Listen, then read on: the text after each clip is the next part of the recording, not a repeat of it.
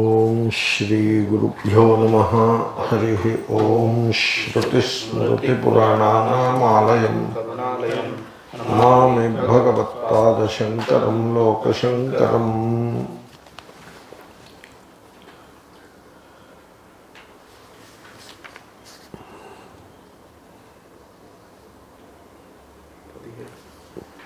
పద్దెనిమిది 17 అయిపోయిందా?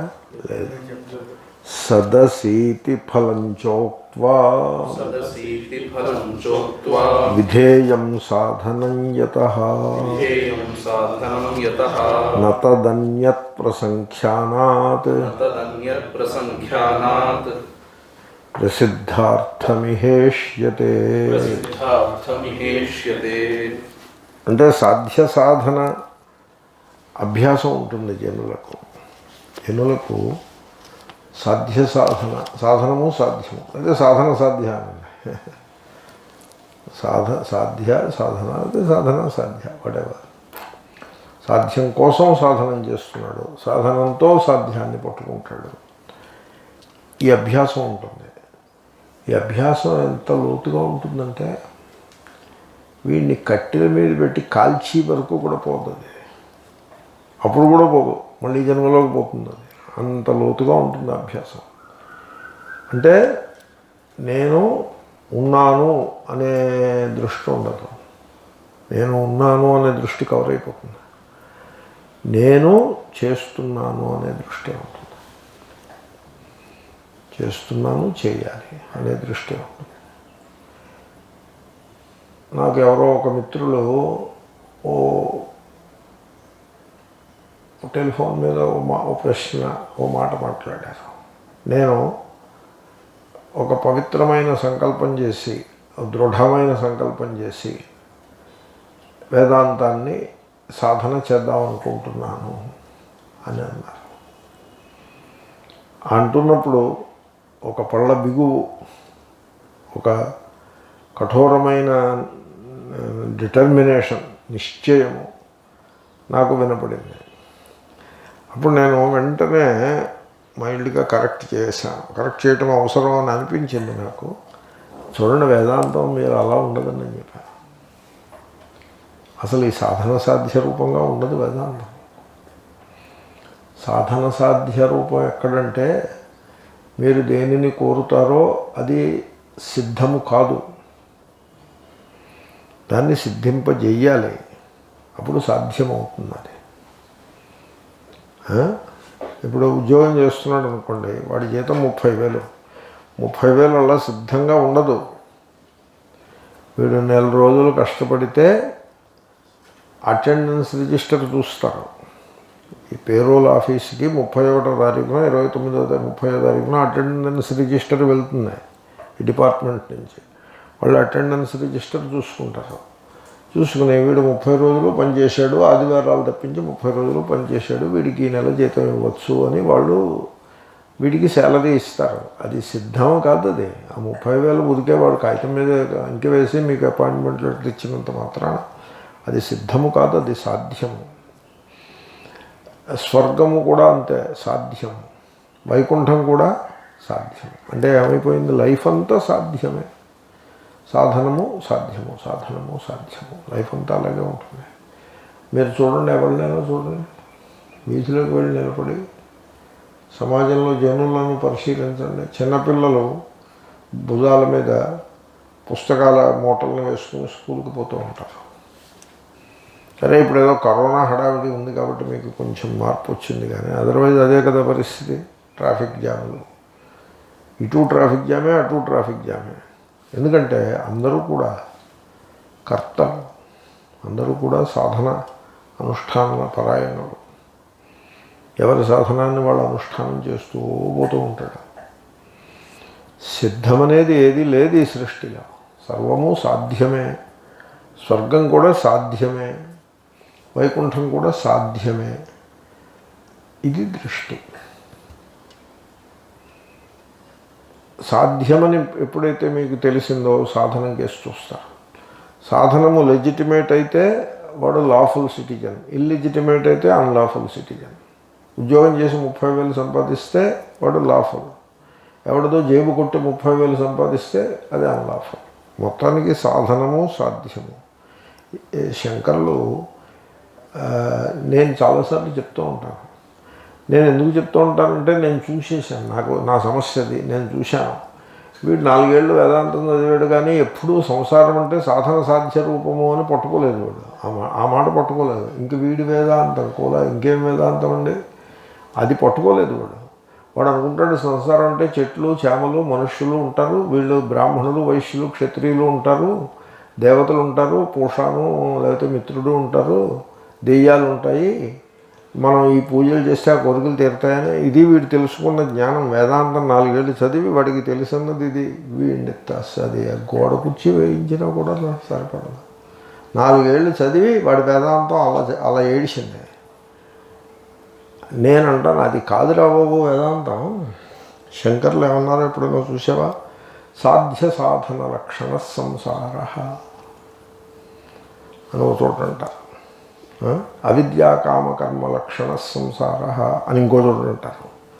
కర్తృత్వ భోక్తృత్వ లక్షణ సంసార అని ఇంకో చోట అంటారు. 3 అన్నారు, నాకు గుర్తుండి 3 అన్నారు. 3 ఇంటర్ రిలేటెడ్ ఉంటాయి.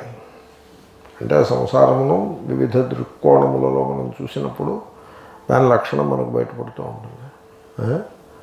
కాబట్టి సంసారము సాధ్య సాధన రూపంగా ఉంటుంది. వీడు సాధన చేస్తానంటాడు, ఆ సంసారాన్ని సాధనలోకి పట్టుకొస్తాడు. ఉద్యోగం చేసి డబ్బు సంపాదించేవాడి సంసారం సాధ్య సాధన లక్షణ సంసార. కర్మ చేసి స్వర్గానికి పోవాలనుకునేవాడి సంసారం కూడా అదే. ఉపాసన ద్వారా వైకుంఠం పోవాలనుకున్నవాడి సంసారం కూడా అదే. దాన్ని వేదాంతంలోకి పట్టుకొస్తానంటాడు. అదే నేను గట్టి దృఢ నిశ్చయం చేసుకున్నాను, ఇంక పైన వేదాంత సాధన చేయాలనుకుంటున్నాను అంటే నేను ఫోన్ మీద చెప్పాను, అది దాని పద్ధతి అది కాదండి, అది అలాగే చూడకూడదు దాన్ని. మరి ఎలా చూడాలి? వస్తువు సిద్ధము, నా స్వరూపము పూర్ణము, సిద్ధము శివోహం, అది సిద్ధము. దీంట్లో సాధించాల్సింది ఏమీ లేదు. అయితే సాధన చతుష్టయం అనే మాట ఉంది కదా, ఉంది.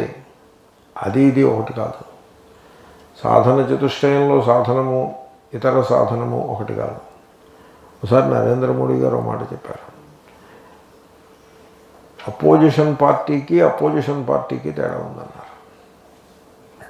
ఏమిటండి ఆ తేడా అంటే, 60 ఏళ్ళు రూలింగ్ చేసి అపోజిషన్ పార్టీలో కూర్చున్న వాళ్ళకి ఆ రూలింగ్లో ఉండే ఇబ్బందులు మెళకువలు కష్టాలు నష్టాలు అన్నీ తెలుసుంటాయి. వాళ్ళు అపోజ్ చేసే విధానం వేరుగా ఉంటుంది. ఎప్పుడు రూలింగ్ అంటే ఏమిటో ఎరగని వాడు అపోజ్ చేసే విధానం వేరుగా ఉంటుంది. అవడానికి ఇద్దరు అపోజిషనే కానీ ఎప్పుడు రూలింగ్ అంటే ఏమిటో తెలియని వాడు ప్రతిదాన్ని గుడ్డెద్దులాగా అపోజ్ చేసుకుంటూ పోతాడు. 60 ఏళ్ళు రూలింగ్ చేసిన వాళ్ళు అలా ఉండకూడదు. వాళ్ళు ఎలా ఉండాలంటే వాళ్ళకి అడ్మినిస్ట్రేషను, దాంట్లో ఉండే లాభ నష్టాలు కష్ట నష్టాలు అన్నీ వాళ్ళకి తెలుసు ఉంటాయి. కాబట్టి వాళ్ళు అపోజ్ చేసే ముందు చాలా రెస్పాన్సిబుల్గా అపోజ్ చేయాల్సి ఉంటుంది. తేడా వచ్చేసిందా లేదా? అవడానికి అపోజిషన్ పార్టీ అయినా తేడా వచ్చేసిందా లేదా? అలాగే లోకము కర్మకాండ ఉపాసన ఆ సందర్భంలో సాధనకి వేదాంతంలో సాధనకి చాలా తేడా ఉంటుంది. అది సాధనయే ఇది సాధనయే, కానీ ఆ సాధన వంటి సాధన ఇది కాదు. ఇది సాధన కాని సాధన, అట్లీస్ట్ ఆ సాధన వంటి సాధన కాదు. నేను ఆ మాట చెప్పాను ముందు. ఈ పళ్ళ బిగువు, పళ్ళు బిగించడం అని అది మానే ట్రూ గ్రిట్ అంటారు. Grit, give it up, true కాదు, గ్రిట్ చాలు. ఆ grit you put it aside. Grit తోటి ఇదేమీ అవ్వదు. ఎందుకంటే ఇది ప్రయత్న సాధ్యం కాదు. ప్రయత్నం అయితే గ్రిట్ ఉండాలి, ఎఫర్ట్ అంటే గ్రిట్ ఉండాలి. ఇది నేను వేదాంతం చదువుకుంటున్నానండి, సంస్కృతం కూడా దేర్ యూ నీడ్ గ్రిట్. వ్యాకరణం కూడా వేదాంతానికి చాలా అవసరం అండి, నేను చదువుతాను దాన్ని. Then you need grit, there you need grit. కాబట్టి ఆత్మసిద్ధ వస్తువు, దీనికి గ్రిట్ అండ్ డిటర్మినేషన్ అక్కర్లేదు. దీనికి కావాల్సింది ఏంటంటే clarity of thought. And clarity of థాట్కి నేను ఏమైనా సరే గ్రిట్ అంటే వచ్చేస్తుంది ఆ clarity of thought. That openness ముందు ఫస్ట్ ఆఫ్ ఆల్ మీరు రిలాక్స్డ్గా ఉండాలి. రిలాక్స్డ్గా ఉండాలంటే నల్ల మందు తిన్నవాళ్ళగా చాపేసుకుని పడుకొని ఉండమని కాదు సుమా. Alert and relaxed, alert and relaxed. Alertness మీ స్వరూపం, అది డిస్కవర్ చేసుకుంటే సరిపడుతుంది. ఐఆమ్ ఎలర్ట్, అది సాక్షి సాక్షి అంటూ ఉంటారు చూడండి. సాక్షి అంటే ఎలర్ట్ అని అర్థం. సాక్షి అంటే అలర్ట్గా ఉన్నప్పుడల్లా మీరు సాక్షి. మీరు అలర్ట్నెస్ లేకుండా మనస్సుతో ఐడెంటిఫై అయిపోతారు. అలర్ట్నెస్ లేని సందర్భాల్లో ఐడెంటిఫై అయిపోతారు. Then you are not a sakshi. ఊరికే సాక్షి అంటే అయిపోరు. Alert and then relaxed. Why relaxed? It is effortless. That's why relaxed. This is all you have to do. It is not a doing, but still మాట వరుసగా అలా do అని అంటాము. There is no doing here. Be alert, be relaxed. ఇది సాధన అని చెప్పాను. చెప్తే అవతల మనిషి అలాగా ఏదో కొత్త దృష్టికోణంలాగా ఉంది, బాగుంది అని పాపం రిలాక్స్ అయ్యారు. వేదాంతం పేరుతో వీళ్ళందరూ టైట్ అయిపోతూ ఉంటారు, స్ట్రెస్డ్ అవుట్ అయిపోతూ ఉంటారు కొంతమంది. అలా అవ్వకూడదు. ఎనీవే, ఇది is it A digression? I don't know. కాబట్టి ఇక్కడ వీడు పూర్వపక్షి అంటాడు, వేదాంతంలో సాధ్యం ఒకటి ఉంటుంది, దానికి సాధనం కావాలి. తత్వమసి సాధ్యము. కాబట్టి దానికి సాధనం ఏమిటవుతుంది? ఇప్పుడు బ్రహ్మాత్మభావము సాధ్యము, నేను బ్రహ్మనగుట సాధ్యము. సాధనం ఏమిటి? తత్వమసి ప్రసంఖ్యానము. మొత్తానికి ఏదో ఒక సాధనాన్ని దాంట్లో ప్రవేశపెట్టాలి. కాబట్టి కర్మ ఫలము, ఉపాసన యొక్క ఫలము, అలాగే ప్రసంఖ్యానము దాని ఫలము అని వాడి పూర్వపక్షం. వాడి యాటిట్యూడ్ మీకు అర్థమైంది కదా. The attitude of a Karmi. ఆ కర్మీ యాటిట్యూడ్ అంటే మన బ్రతుకంతా అలా బ్రతికాం మనం. ఎగ్జామినేషన్స్ పాస్ అవ్వాలి కాబట్టి కంఠత పెట్టేయడం, క్రామప్. మా చిన్నప్పుడు హై స్కూల్ ఇంకో వారం రోజులుగా ప్రారంభమవుతుందనగా మేము తెలుగు వాచకము, ఇంగ్లీష్ పుస్తకం కొనుక్కుని తెచ్చేసుకునే వాళ్ళం మార్కెట్ నుంచి. దాంట్లో ఈ నక్షత్రం మార్కు పెట్టినవన్నీ కంఠస్థం చేయదగ్గ పద్యాలు. స్కూల్కి వాళ్ళ ముందే కంఠస్థం చేసి పెట్టేసి పద్యాలు కంఠస్థం చేసి ఒక సూర్యుళ్ళు సంవత్సరాలు ఈ పద్యం కంఠస్థం చేసేవారు. సాధన సాధ్య దృష్టి. కంఠస్థం కంఠదా పెట్టడానికి తప్ప ఎందుకు పనికిరాడు? నేను మీకు ఉన్న విషయం చెప్తున్నా. కంఠతా పెట్టమంటే పెట్టేస్తాడు, అంతకు మించి ఇంకెందుకు పనికిరాడు. స్థాణురయం భారహార. గంధపు చెక్కలను మోసే గాడిదల వలె బతికేయటం. గాడిదని మీకు చెప్పాను కదా, మోసేది మాత్రం గంధపు చెక్కలు. బ్రతుకు గాడిద బ్రతుకు. అలాగే మొత్తం ఇదంతా కంఠస్థం పెట్టేసి కూర్చోడం, ఏమీ తెలియదు. ఆ గంధం యొక్క పరిమళం దానికి గాడిదికి ఏం తెలుస్తుంది? బరువే తెలుస్తుంది తప్ప. ఒక కవన్నాడు, బరువు తెలిసిందే కానీ పరిమళం తెలియలేదన్నాడు. స్థాణురయం భారహార కిలాభూత్ అధీత్య వేదాన్ న విజానాతి యోర్థం. విన్నారా ఎప్పుడైనా మంత్రం? కాబట్టి మహాభాష్యంలో దీన్ని కోట్ చేశారు. కనుక దీన్ని సాధనము సాధ్యము దాంట్లో పెట్టేస్తాము. అప్పుడు ఏమవుతుంది? చక్కగా తత్వమసి, అహం బ్రహ్మాస్మి లేదా శివోహం దాన్ని ప్రసంఖ్యానంలో పడేస్తే మాల పట్టుకుని, మాల కూడా ఒకటి పెట్టుకోవచ్చు. ఆ మాల రుద్రాక్షమాల లేకపోతే స్ఫటికమాల అంటే అదేమిటి, రొట్టె, డబ్బు కొలది రొట్టె. మీరు 10 రూపాయలు ఎక్కువ ఖర్చు పెడితే స్ఫటికమాల పెట్టుకోవచ్చు. స్ఫటికమాల రుద్రాక్షమాల కంటే మంచిదని నారదుడు చెప్పాడు కూడా. పైగా మీరు విన్నారో? మీరు వినలేదా? నారదుడు మా మేనమామే, నాకు బాగా తెలుసు నారదుడి గురించి. ఆయన చెప్పాడు అలా. ఇది నారద వచనాత్, ఎక్కడో చెప్పుంటాడు. కాబట్టి స్ఫటికమాల ఒకటి పెట్టుకుని తిప్పుతో కూర్చోవచ్చు. అది పూర్వపక్షం. అంటే మనం చిన్నప్పటి నుంచి అలా తయారయ్యాం. ఇది ఎవరికైనా చక్కగా అప్పీల్ అవుతుంది. మీరు చెప్తే అప్పీల్ అవుతుంది, వెరీ అప్పీలింగ్గా ఉంటుందండి. అబ్బాయి ఏం గురువు గారండి ఆయన, మంత్రం ఇచ్చి మాల కూడా ఆయనే ఇచ్చారని చెప్పేసి చాలా అప్పీలింగ్గా ఉంటుంది. గురు దక్షిణ తీసుకునే ఓ మాలను ఓ మంత్రం వాడికి ఇచ్చి పంపించేసి జపం చేసుకోరా అని చెప్పడం వీడికి అలవాటైన వ్యవహారం. పరీక్షలు చిన్నప్పటి నుంచి పరీక్షలు చేసేయం కదా, పరీక్షలు పాస్ అయ్యాం కదా కంఠస్థం పెట్టి, తర్వాత లాట్ ఆఫ్ ఇన్ఫర్మేషను అదంతా పరీక్షలో రాసేయటం, అక్కడికి వెళ్ళి ఓ డిగ్రీ వచ్చేస్తుంది, ఓ జాబ్ సంపాదించటం, దాంట్లో కష్టపడుతుంటే పనిచేస్తుంటే కష్టపడడానికి తప్పించుకునే ప్రయత్నాలు ఉంటాయి, అది వేరే సంగతి. పనిచేస్తుంటే డబ్బులు వస్తూ ఉంటాయి, వివాహం చేసుకోవటం, పిల్లలు. సో నాలెడ్జ్ అంటాడు, నాలెడ్జ్ కాదు టెక్నిక్, దానికి నాలెడ్జ్ అని పేరు పెట్టాడు. It is not knowledge, it's a technique. కానీ నేను మాట చెప్తా, నేను చూసి ఆశ్చర్యపోయాను. I'm stunned. ఎంత ఆశ్చర్యం కలిగిందంటే, ఒక ఆయన ఎంబీబీఎస్లో సీట్ వచ్చింది అంటే ఇంటర్ ఓపిక పట్టండి కొంచెం, ఓకే. ఎంబీబీఎస్లో సీట్ వచ్చిందంటే అర్థం వాడు ఇంటర్లో బాగా గట్టిగా చేసినట్టున్నాడు కదా.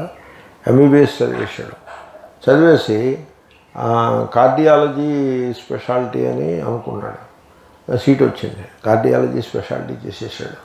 ఏదో ఇంటర్న్షిప్ ఇవే ఉంటాయి అవన్నీ చేసేసి ఏమైపోయాడో తెలుసునా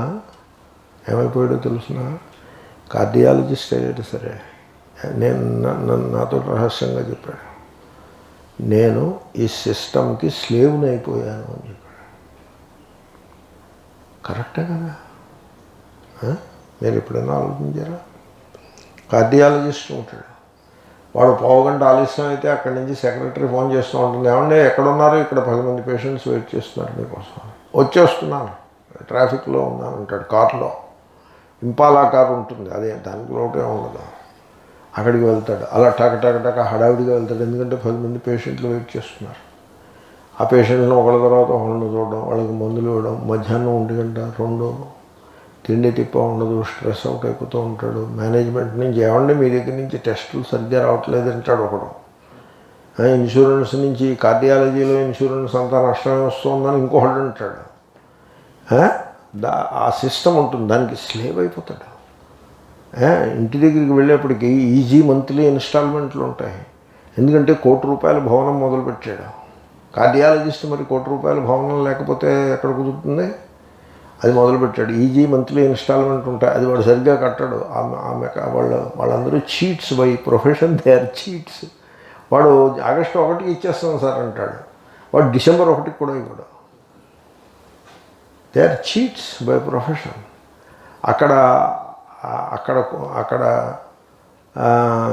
అక్కడ దండి డబ్బుని ఆ ప్రజల దగ్గర అది వీళ్ళకి ఈ మర్చెంట్స్ నెత్తిన పోస్తూ ఉంటాడు.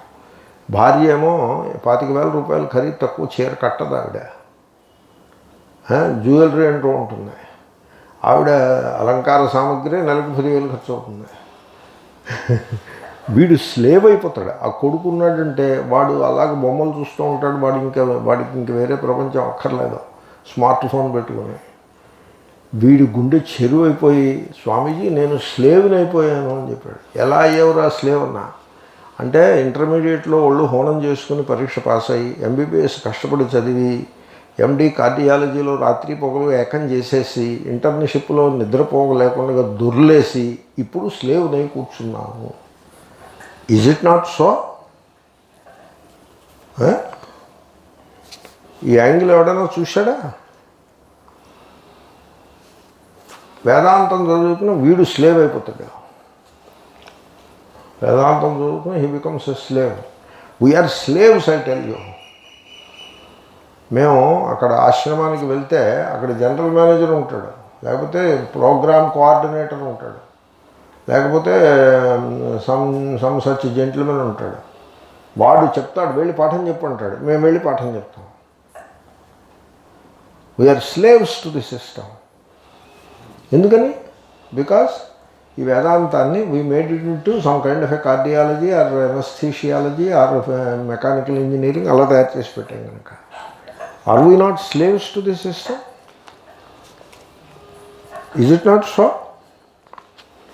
దీనికి మనం అలవాటు పడి ఉంటాం. This is how we live. ఏ కర్మి ఉంటాడు, కర్మి he's slave to the karmakanda. Is it not so? వాడికి పేరు పెట్టారు, కర్మికి వేదకింకర అని పేరు పెట్టారు. మాండుక్య కారికల్లో కాదు, కారికలకి రాసిన టీకలో అక్కడ ఉంటుంది వేదకింకర. ఇది భాగవతంలో వాడిని ఎద్దుతో పోల్చారు. ఎద్దుకి ముక్కుకి తాడేసి లాగుతారు. ఈ కర్మకాండకి విధి నిషేధాలనే తాడు వేసి వీడిని లాగుతూ ఉంటుంది కర్మకాండ. ఇది స్లేవ్ టు కర్మకాండ. కాబట్టి ఫ్రీడమ్ ఎక్కడ ఉన్నది? There is no freedom. కాబట్టి దీనికి మనం అలవాటు పడి ఉంటాం, ఇలాంటి దానికి అలవాటు పడి ఉంటాం. అంచేతనే మనము క్రియేటివ్ థింకింగ్ అంటే ఒరిజినల్గా థింక్ చేయటం, వస్తువును పరిశీలించి తెలుసుకోవడం. ఎవడో ఇంకొకటి ఫార్ములా తయారు చేసిస్తే అది రాసి కంఠస్థం చేస్తానంటాడు తప్ప వస్తువుని పరిశీలించి వీడు తెలుసుకోవడం. శాంతాకారం భుజగశయనం అని ఫార్ములా రాసి ఇచ్చేస్తే వీడు కంఠస్థం చేసి పెట్టి కూర్చుంటాడు. అది ఫార్ములా. అది ఫార్ములా అంటే అర్థమైందా మీకు? అంతే తప్ప వీడు ఆలోచించి మనం పరిశీలించి తెలుసుకోవాలి. తపసా బ్రహ్మ విజిజ్ఞాసస్వ అది ఉండదు వీడికి. ఆ రకంగా తయారవుతాడు. He becomes a slave to the system. ఆ సిస్టమ్ ఏమిటంటే ఇగో ప్రసంఖ్యానము. ఆ సిస్టమ్ను నేను ఎక్స్ప్లెయిన్ చేస్తున్నాను. సో ఆ క్రియేటివ్నెస్ ఉండదు. మన మైండ్స్ ఎలా తయారవుతాయంటే they are burdened with knowledge. నాలెడ్జ్తో నాలెడ్జ్ ఒక బరువు కింద తయారవుతుంది వాడికి మైండ్స్లో. ఎందుకంటే because that knowledge it makes him a slave to the system. Burdened with knowledge కింద అయిపోతాడు. ఇక వేదాంతం ఇది మామూలు ప్రపంచంలో అలా ఉంటుంది. వేదాంతంలోకి వస్తే ట్రెడిషన్ అంటాడు. ట్రెడిషన్కి స్లేవ్ అయిపోతాడు. సో ఆ రకంగా ట్రెడిషన్ అంటే ఏమిటి అర్థం? You are slave to tradition అంటే అర్థం ఏంటి? You are slave to what other people said. అంతే కదా, దట్ ఈస్ ది ట్రెడిషన్. దానికి స్లేవ్ అయి కూర్చోవడం. అప్పుడు ఏమవుతుందో తెలిసిన ఆ సత్యమును ఆవిష్కరించుకునే శక్తిని మనస్సు కోల్పోతుంది. You fail to discover the truth. ఆ క్రియేటివ్ థింకింగ్ ఉండదు, క్లారిటీ ఉండదు, ఆ పరిశీలించేటువంటి ధోరణి ఉండదు. అన్నీ కూడా నశించిపోయి మెకానికల్గా ఒక సిస్టమ్కి స్లేవ్ అయి కూర్చుంటాడు. ఇప్పుడు మీరు ఆలోచించండి, ఒక టెంపుల్ ఉంటుంది. ఆ టెంపుల్ని ఒక కమిటీ నిర్వహిస్తూ ఉంటుంది. అక్కడ ఒక పూజారి ఉంటాడు. ఆ పూజారి దేవుడి దగ్గరికి వెళ్ళి దేవుడికి పూజ చేస్తున్నట్టుగా మీకు అనిపిస్తుంది. వాడికి ఏమలా అనిపించదు. నేను చూశాను, దేవుడికి ఒక విగ్రహం ఉంది. ఆ విగ్రహానికి తేనె, పెరుగు ఇలాంటివి అభిషేకాలు చేశాడు ఒక ఆయన. అభిషేకాలు చేసి చెమటలు కక్కుంటూ బయటకు వచ్చాడు. బయటకు వచ్చి అక్కడ పోయి చూడు దాని సంగతి అన్నాడు. అక్కడ ఇంకో పూజారి ఉన్నాడు. ఆ ఇంకో పూజారి ఇలా ఏడు ముఖం పెట్టి వాళ్ళ లోపలికి వెళ్ళాడు. వాడేం చేశాడు, ఒక తువ్వాలు కూడా ఒకటి తీసుకుని ఆ మొత్తం విగ్రహాన్నంతని క్లీనప్ చేస్తున్నాడు. ఈయన పోసిన పెరుగు, తేనె వీటన్నింటినీ క్లీనప్ చేస్తున్నాడు. అది క్లీనప్ చేసి నీళ్లు పోసి చెంబు బకెట్ పెట్టుకుని ఆ నీళ్లు పోసి దాన్ని క్లీన్ చేసి మొత్తం అంతా క్లీన్ చేసి మళ్ళీ చెమటకుండా ఆయన పైకి వచ్చాడు. ఆయన చేశాను, పో నువ్వు. Are they not slaves to the system? Don't you see that?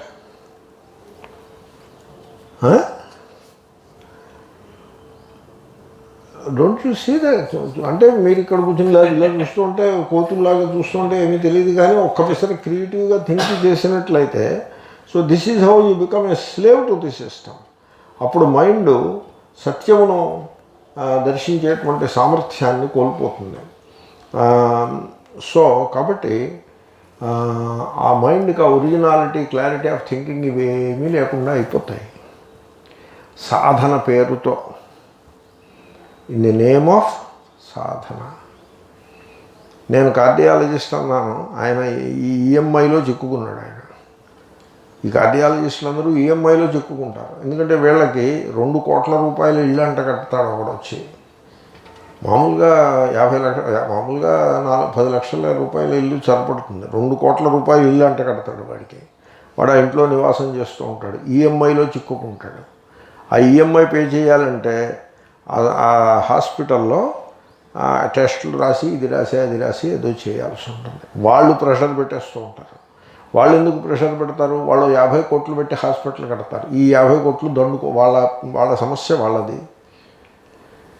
ఈ డిపార్ట్మెంట్లో మనం పెట్టిందంతా, మనకు వస్తున్నదంతా అంతా వాళ్ళు బిజినెస్ అనాలిసిస్ ఒకటి చేస్తాడు, చేసి వాడు రిపోర్ట్ ఇస్తాడు. Cardiology department is not doing well అని రిపోర్ట్ ఇస్తాడు. Why not doing well? Patients హ్యాపీగానే ఉన్నారు. పేషెంట్స్ హ్యాపీగా ఉన్నాము, మనం హ్యాపీగా లేము. ఎందుకంటే కార్డియాలజీ మెషిన్స్లో ఇనఫ్ ఆక్యుపేషన్ ఉండట్లేదు, ఇనఫ్ బైపాస్ సర్జరీలు అవ్వటం లేదు. అలా తెలిసిందండి. ఇప్పుడు స్లేవ్ టు ది సిస్టమ్ అవునా కదా, అది లోకం. వీడు వేదాంతం పేరుతో he becomes a slave to the system. ఆశ్రమాల్లో ఇలాగే ఉంటారు. ఆశ్రమాల్లో you find rarely a free person, you find only slaves to the system.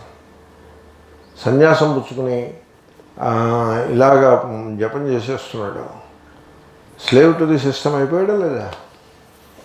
అలా దిస్ ఈజ్ ది ప్రసంఖ్యాన అని అలాగ అంటే సాధన సాధ్యలో పెడతాడు. ఓన్లండి, నేను చాలా చెప్పాను నీకు కథ. సత్ అసి ఇతి ఫలం చ ఉక్త్వా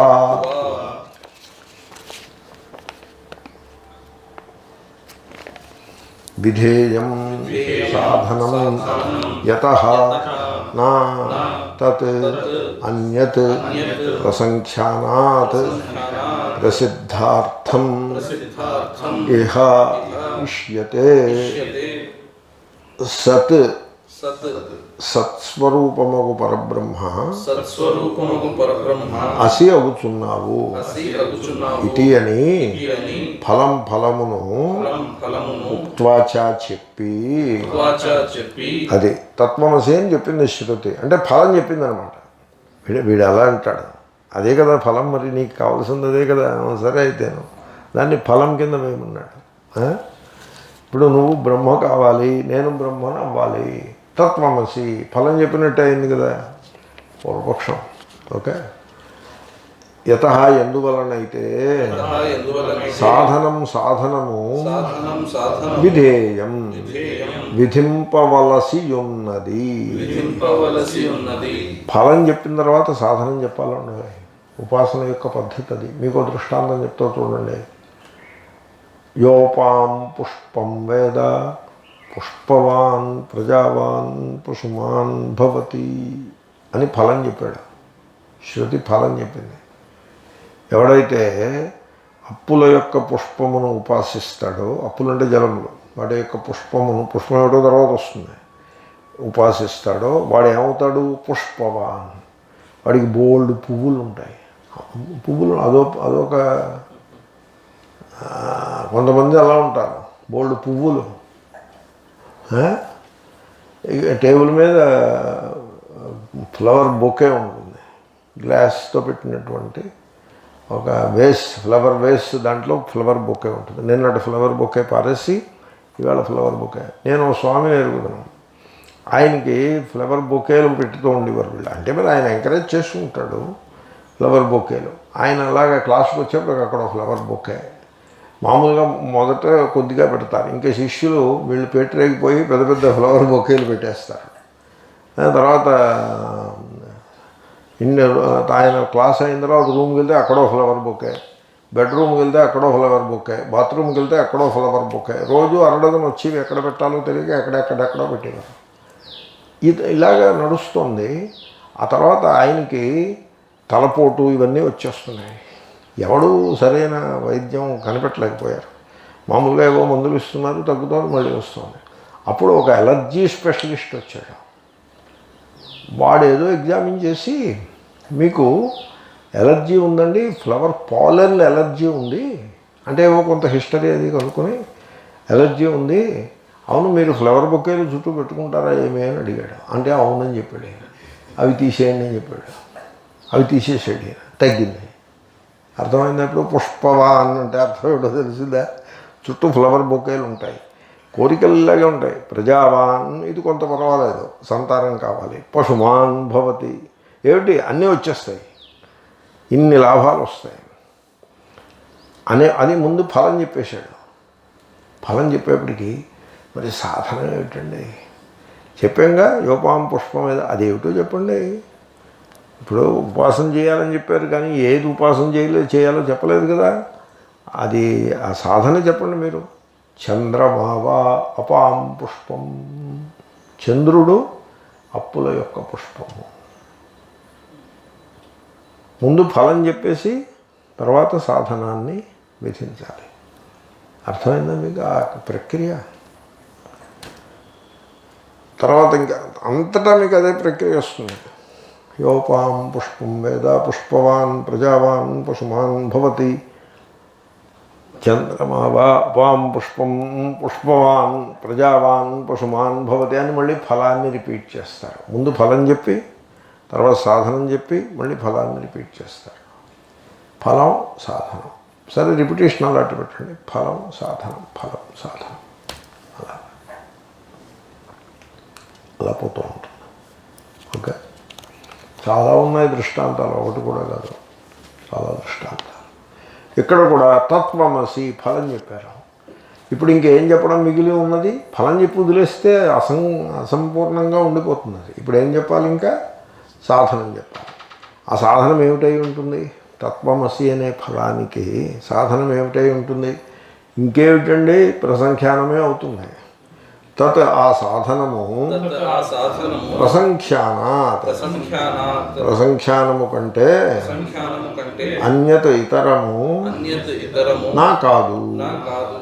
కాబట్టి సాధనము ప్రసంఖ్యానం కంటే మరొకటి కాదు.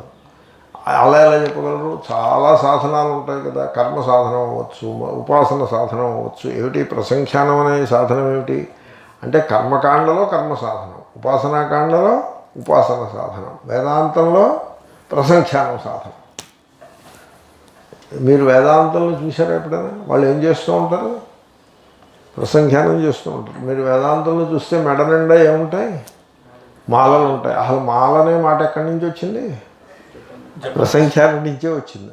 అర్థమైపోయిందా మీకు? దాని ముఖం మీదే వ్రాసి ఉన్నదిగా, వీళ్ళందరూ ప్రసంఖ్యాన పరులు అని వ్రాసి ఉన్నదిగా. అయితే మాలని బట్టి మీకు సెక్ట్ తెలుస్తుంది. రుద్రాక్షమాల ఒక సెక్టు, తులసిమాల మరో సెక్టు. ఎప్పుడైనా మీ వైష్ణవ స్వామి దగ్గరికి వెళ్తే మీకు రుద్రాక్షలు కనపడతాయా? కనపడవు. తులసిమాలలు కనపడతాయి. ఈ శైవ సాధువుల దగ్గరికి వెళ్తే రుద్రాక్షలు ఉంటాయి, తులసులు కూడా. వీళ్ళు దేవాలతలు, వీళ్ళు ఇది పెట్టుకుంటారు, అది పెట్టుకుంటారు. స్వార్థులు, వీళ్ళకి అన్నీ నడుస్తాయి. స్ఫటికాలు పెట్టేసుకుంటారు, ఈ మాల చందనం మాల పెట్టుకుంటారు, రుద్రాక్ష పెట్టుకుంటారు. ఇంకా ఏదైనా మాల మీరు ఏదైనా తయారు చేసి ఇస్తే పగడాలని ఇదని అదని వీళ్ళ వేషాలు ఎన్ని ఉన్నాయో అన్నీ పెట్టుకుంటారు. పగడాలు. నాకు నవరత్నాల మాల కావాలి, తెచ్చి పెడతారా స్వామి? నాకు తెలియదు రావు నేను చెప్పా. పిచ్చి వేయరక వేలం వెర్రి అని మా చిన్నప్పుడు అడిగేవారు. మా అమ్మగారు అడిగేవారు, ఏమిట్రా వేలం వెర్రి?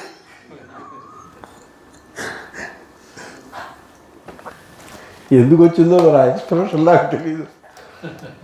మీరు విన్నారా ఈ మాట?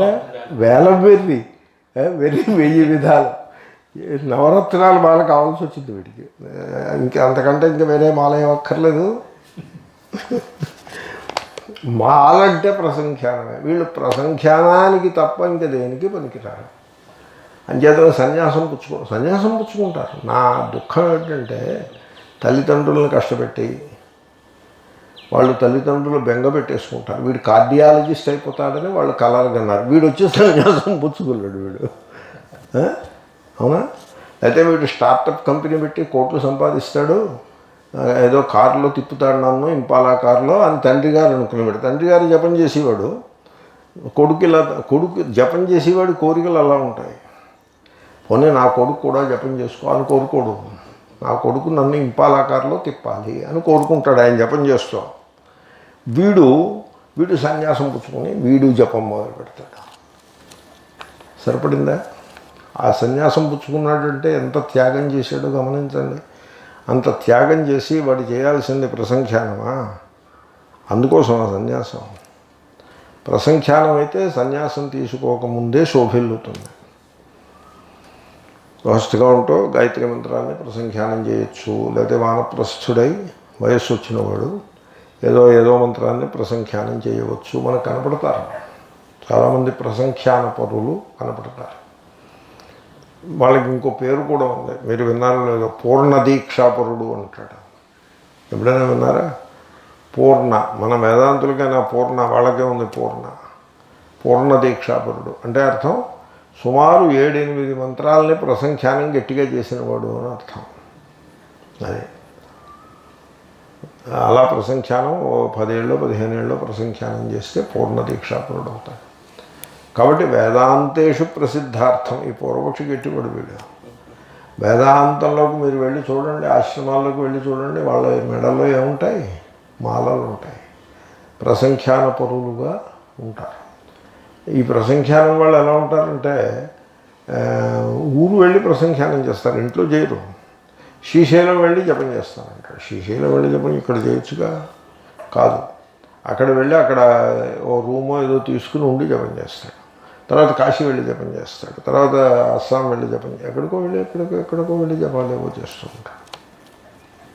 ఎందుకంటే విసుగండి ఆ జపం, వాడికి ఫుల్ఫిల్మెంట్ ఏమి ఉండదు.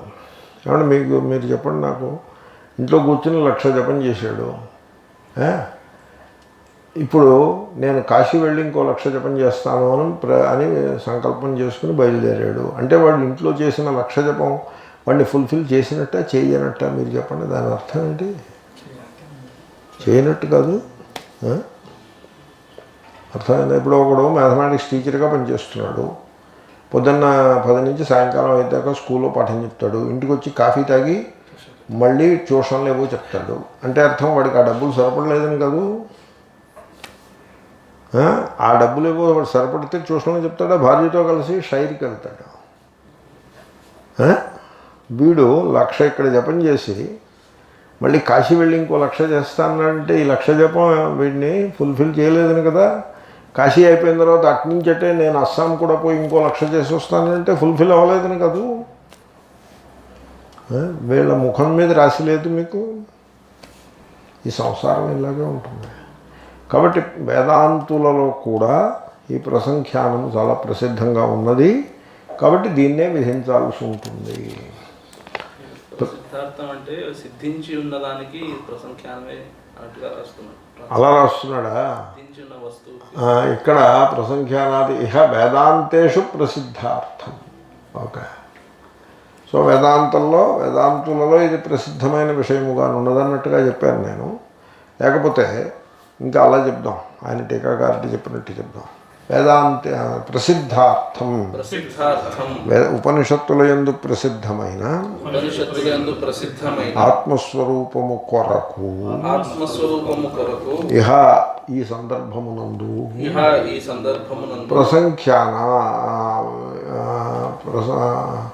ప్రసంఖ్యానము కంటే అన్యత ఇతరమైన సాధనము న ఇష్యతే స్వీకరింపబడుటలేదు. అంటే నేనేదో చెప్పాను, నేను చెప్పింది మీరు పట్టించుకోకుండా ఏదో కొంత డైగ్రెషన్ ఉంటుంది. మంది లీనియర్ టీచింగ్ కాదు. లీనియర్ టీచింగ్లో ఇవే ఉండవు.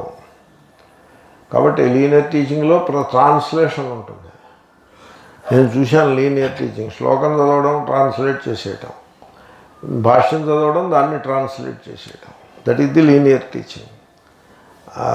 ఆ లీనియర్ ఇంగ్లీష్లోకి ట్రాన్స్లేట్ చేసేవాళ్ళు కొంతమంది ఆచార్యులు, హిందీలోకి ట్రాన్స్లేట్ చేసేవాళ్ళు ఇంకో కొంతమంది ఆచార్యులు. మీకు ఆచార్యుల వల్ల మీకు కలిగే లాభం ఏంటంటే ఎక్కడైనా అన్వయ క్లేశం ఉంటే ఆయన దాన్ని అన్వయం చేసి పెడతాడు. అలాగా అలా ఆయన పండితుడైతే అదేనా? Anyway, digression is more digression. కనుక వేదాంతం ఉపనిషత్తులు ఎందుకు ప్రసిద్ధమైనది అని ఆయన అంటాడు. ఉపనిషత్తుల్లో ఎక్కడా ప్రసంఖ్యానం ప్రసిద్ధమైనట్టుగా నాకేం కనపడలేదు. ప్రసంఖ్యానం తప్ప మరొకటి లేదు. ఏ కైండ్ ఆఫ్ డిఫాల్ట్. ప్రసిద్ధార్థం అంటే కైండ్ ఆఫ్ డిఫాల్ట్. ఇప్పుడు కర్మ ఉందనుకోండి, ఏదో జ్యోతిష్ఠోమమో అగ్నిహోత్రమో ఏదో కర్మ ఏదో చేయాల్సింది ఉంటుంది.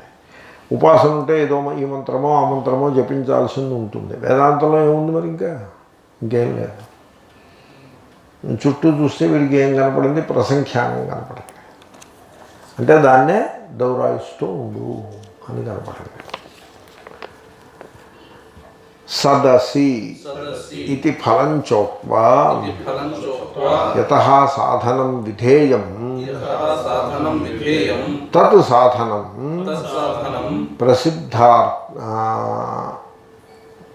ఓకే, తత్ సాధనం ప్రసంఖ్యానాత్ అన్యత్ వేదాంతేషు ప్రసిద్ధార్థం ఇహ వేదాంతేషు ప్రసిద్ధార్థం న ఇష్యతే. అదే అన్వయం. ఇహ అంటే వేదాంతేషు అని అలా పెట్టుకోండి. ఓకే, కాబట్టి ప్రసంఖ్యానమే మనం చేయాల్సి ఉంటుంది అని పూర్వపక్షం. ఇది నా అలవాటు. నా అలవాటు ఏమిటంటే, నేను పూర్వపక్షాన్ని చెప్పేప్పుడు కూడా సిద్ధాంతి దృష్ట్యా దాన్ని అక్కడికక్కడ పరిశీలించడం ఒక అలవాటు. ఓకే, తర్వాత మళ్ళీ భాష్యకారుల పరిశీలన వస్తుంది. వచ్చినప్పుడు ఇంకా మరింత వివరణ వస్తుంది. సదసీతి ఫలం చోక్వా విధేయం సాధనం యతః న తదన్యత్ ప్రసంఖ్యానాత్ ప్రసిద్ధార్థమిహేష్యతే. నాకు ఈ ప్రసంఖ్యానం మీద నాకు ఇంకా సెటిల్మెంట్ రాలేదు. ఎందుకంటే జపం అంత తప్పు పని ఏం కాదుగా. అదేదో మనం జపాన్ని నిందిస్తున్నట్టుగా మీరు అనుకోకూడదు. నహినందాన్యాయం వర్తిస్తూ ఉంటుంది సర్వత్రా కూడా. జపం చేస్తారు కదా, ప్రతి వాళ్ళు జపం చేస్తారు. జపం అనేది ఒకటి ఉంటే మాల ఉంటుంది. మీకు వేదాంత ప్రపంచంలో ప్రవేశిస్తే మాలా జపం లేని వాళ్ళు మీకు ఎవరు కనపడరు. ఎవరో ఇక్కడొకడు అక్కడొకడు అలా మాల లేని వాళ్ళు మీకు ఎవరైనా కనపడ్డారా? మాల లేని వేదాంతులు కనపడరు, చాలా తక్కువ ఉంటారు. కాబట్టి వీళ్ళు ప్రసంఖ్యానానికి కట్టుబడిపోయి ఉంటారు. అంచేతనే మీరు వాళ్ళని చూడగానే మీకు అర్థమైపోతుంది వీళ్ళు రెపిటేటివ్ తప్ప మరి ఏమీ కాదు అని. నేను చూశాను విద్యార్థులను, ఏదే మానేయండి రా బాబు, మీరు ఈ పాటికి మానేయండి, నాకు విసిగేస్తోందమ్మా మానేయండి అని నేను మానిపించాను. నేను పాఠం చెప్పినప్పుడు మానిపించాను. ఇదేమిటంటే వాళ్ళు స్వామిని చూడగానే అఖండమన్ అని మొదలు పెడతారు. దానికో ట్యూన్ కూడా వెళ్ళొస్తుంది. ఓ ట్యూన్ ఒకటి పెట్టి, ఎలా మీరు అంత శ్రద్ధగా ట్యూన్ పెట్టారు కదా, దాని అర్థం ఎప్పుడైనా చూశారా అని నేను అడిగాను. ఇప్పుడు నువ్వు అఖండ మండలాకారం అన్నావు, అది బ్రహ్మనా గురువునా? అఖండ మండలాకారము అది బ్రహ్మయా గురువా? అటు బ్రహ్మకు అన్వయిద్దామంటే ఎక్కడా అలాగా అఖండ మండలాకారం అని ఏదో అదృశ్యం అగ్రాహ్యం అలా అక్షరం అలా చెప్పినట్టుంది తప్ప అఖండ మండలాకారం అని చెప్పినట్టుగా లేదే. అదేదో తంత్రంలో ఏమైనా చెప్పారేమో. అది బ్రహ్మ అయి ఉండాలి, లేకపోతే గురువేనా? ఎందుకంటే గురవైన మహా అంటున్నారు. ఈ అఖండ మండలాకారుడు గురువేనా ఏమి? గురువు అఖండ మండలాకారుడు ఎలా అవుతాడరా? మీరు దయించి నా కోసం ఈ రిపిటేషన్ మీరు మానేయండి అని చెప్పాను.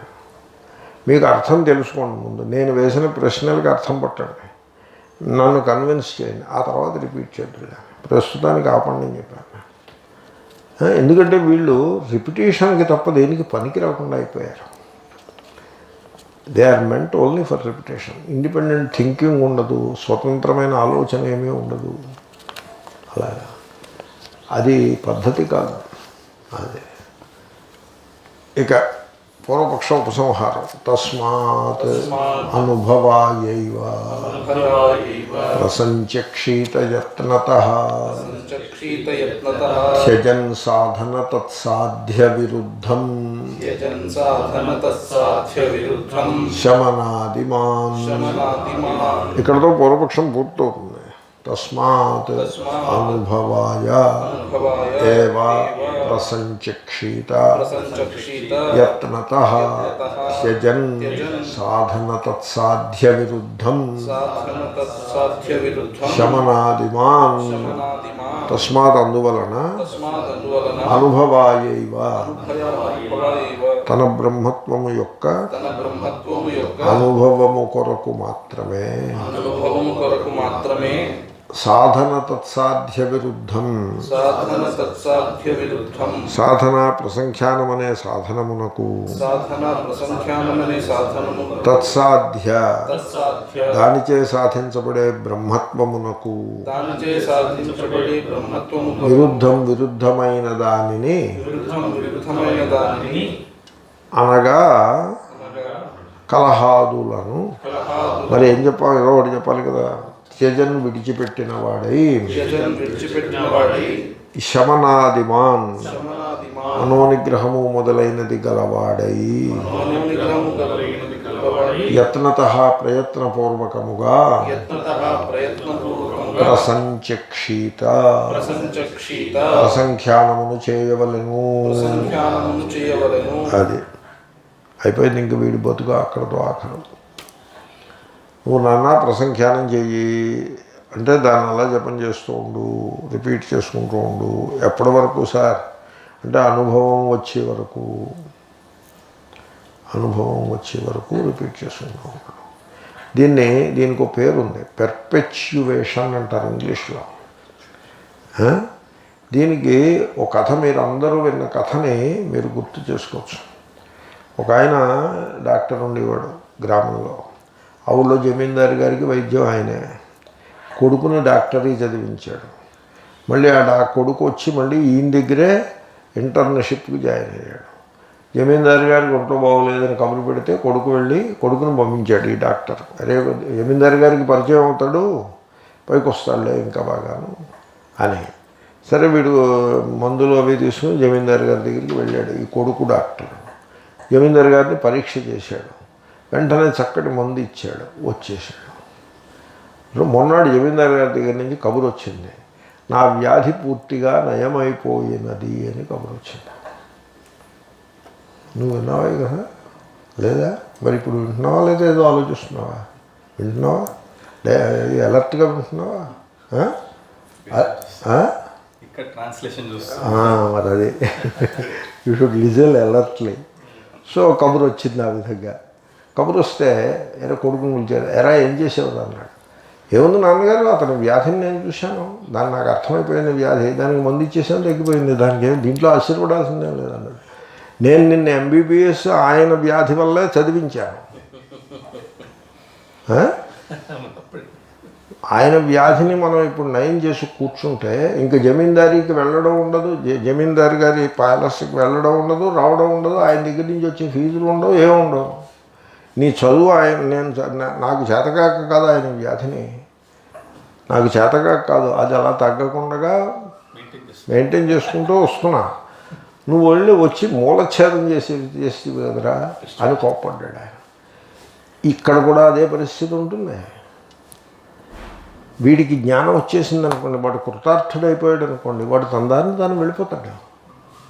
మన దగ్గర ఉండాలి, మనకి శిష్యుడిగా ఉండాలి.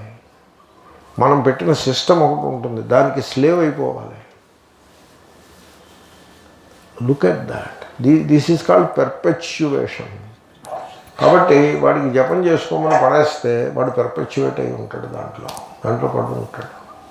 అలా జపం చేస్తూ ఉంటాడు. కొంతకాలానికి వాడి లోపల ఇన్నర్ ఫైర్, బ్రహ్మజ్ఞానం కావాలి, ఆత్మస్వరూపం తెలియదు, ఆ ఫైర్ చచ్చిపోతుంది, అది మిగలదు, మెకానికల్గా తయారవుతాడు. అప్పుడు వాడికి ఏదో పూర్వ సన్యాసానికి ముందేదో స్కిల్ ఉంటుంది కదా, దాన్ని పైకి లాగి దాన్ని వాడుకోవచ్చు.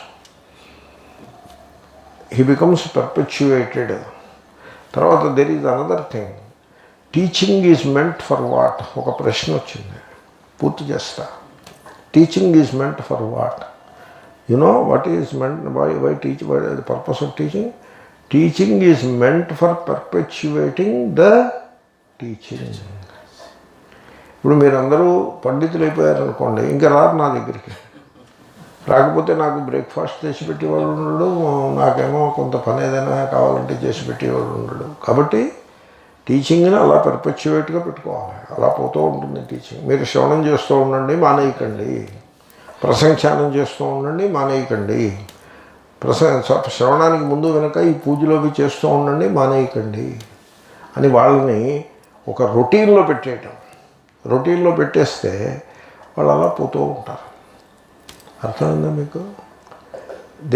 ఇది నేను కొంచెం తెర వెనుక ఉన్న రహస్యాలన్నీ తెర ముందుకు పట్టుకొచ్చాను మీకు. It is something like that. కాబట్టి పూర్వపక్షం అలాగే ఉంటుంది. మరి ప్రసంఖ్యానము ఇందుకొరకే ఉన్నది. తస్మాత్ అనుభవాయైవ సాధన తత్సాధ్య విరుద్ధం